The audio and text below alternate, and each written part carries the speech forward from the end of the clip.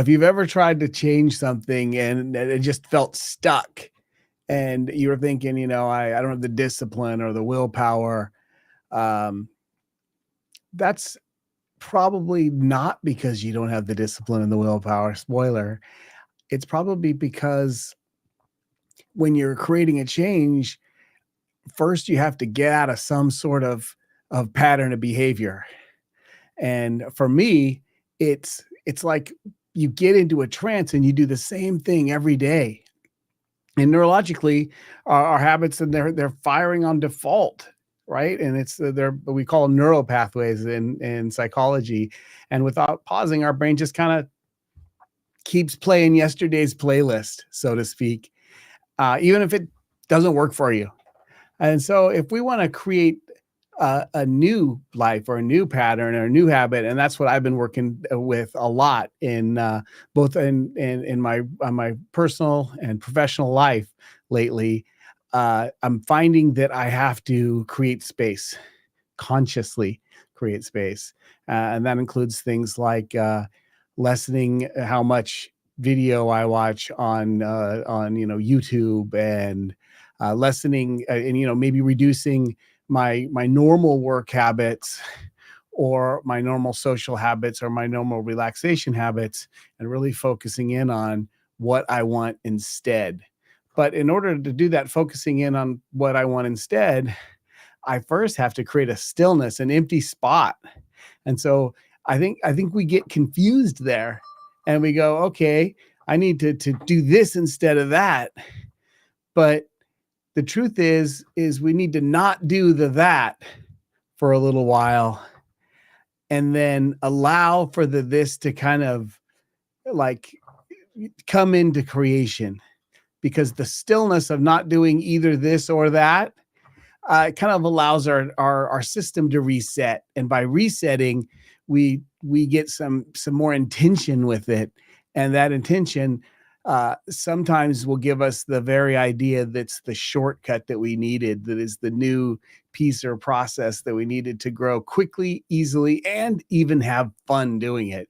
And so sometimes that's a meditation, sometimes, and yeah, all different ways. There's all different ways we can meditate. We can do breath work, we can go walking, we can spend some time reflecting, we can listen to meditation YouTube or something. And that's kind of what I do, especially at night and in the morning.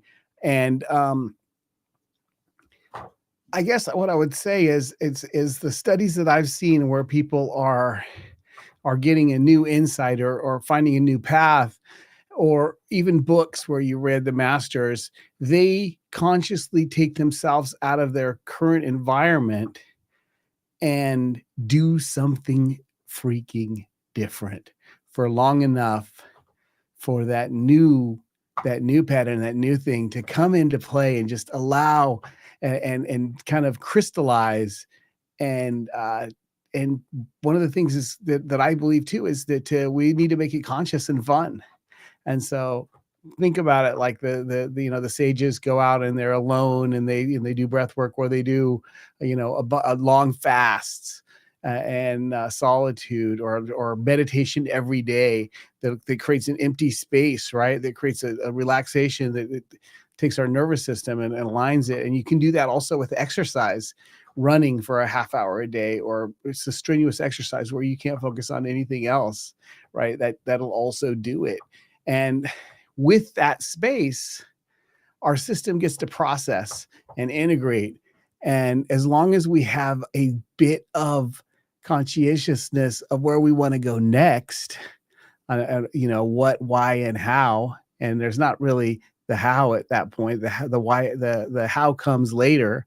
So the what and the why, the how will come to us in those moments. We wake up with the thought. I was thinking about changing the way I was providing my service the other day, and I decided I was going to do it. And all of a sudden, instead of waking up thinking about what I'm, in the middle of the night, I have a tendency to wake up with ideas, and it's a gift, because I can just note them down, and then I fall back asleep. And those are some of the best ideas that I have. But the moment that I decided I was going to do things differently, those ideas that come to me in the middle of the night started changing. It was like my mind got new directions. And so I invite you, if there's something that you don't want in your life, or there's something that you do want in your life, most likely it's, that focus, and that leaving that as a possibility. And there's a standards issue here too. If there's something you don't want in your life, then you've got to decide on the standards of, no, that's no longer acceptable. And if there's something new you do want, then you got to decide on what is going to be removed in order to create a space where we can actually get in there and do something. And if it's stress, if there's a lot of stress in your life, you got to remove it, because the stress will hijack our creativity and not allow us to get to where we want to go. And so if you're feeling a lot of stress, sometimes stress will work on a deadline.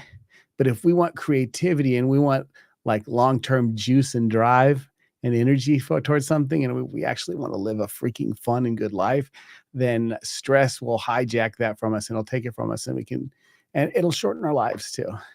So there you go. That's my live for today. It's about creating space for change. And we're going to take a deeper dive into that in a week and a half. And we will have ways to practice this, and ways to really get good at being able to decide what we want next, and actually creating the space for it, instead of just putting a goal on the wall and maybe we get it, maybe we don't. We actually create space for it in our lives, in our emotional, we all have our emotional reservoir. And if it's full of other things that we're stressing or thinking about or putting energy into, then the new thing just flat out doesn't have enough juice in the tank. And so there's a space there. So it could be time space, emotional space, financial space. We might be spending too much money over here, and therefore there's not enough to invest over there. All of it, right? So this is a thought for this next 2 weeks. And if you want, you can join us. And I promise, if you do join us, you will have a great time, and you will make progress in that whatever one area that you're working on. So think of it this way. In order for something to change, there has to be space for it. Until tomorrow, enjoy.